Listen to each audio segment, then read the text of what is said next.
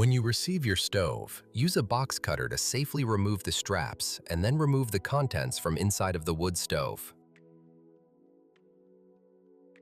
Next, we're going to assemble the ash pan housing. This is going to require 6 screws from the hardware packet C. Use a screwdriver or a drill to secure them in place. Make sure you assemble both sides of the ash pan housing. Next, we're going to use the 2 provided screws from the hardware packet C to attach the fresh air intake onto the rear of the ash pan housing.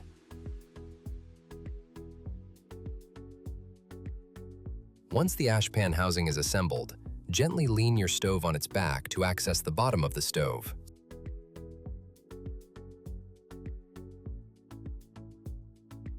Attach the ash pan housing using the 4 provided keep nuts and washers from hardware packet B and D. Next, we're going to attach the legs to each corner. Each leg receives 2 bolts and a washer from the hardware packet A and D. Use a drill or a ratchet to secure these in place. Once all 4 legs are installed, take the damper guide rod into the right side of the ash pan. It will screw into a threaded weldment inside the stove. Gently lean your stove upright after this step. Next, we're going to take the small cardboard box and remove the flue collar along with the rope gasket and hardware. Take the rope gasket, remove the adhesive strip, and firmly press the gasket into the rim of the bottom of the flue collar.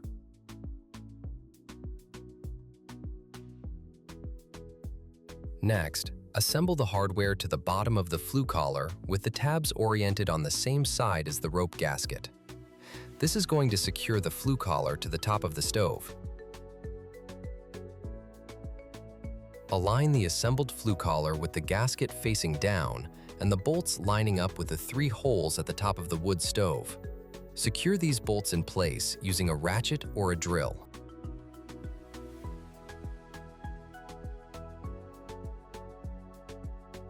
Lastly, we're going to secure the airflow deflector.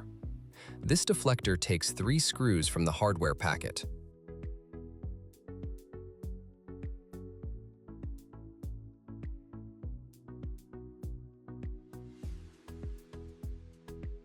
Don't forget to install your ash pan and you're all done.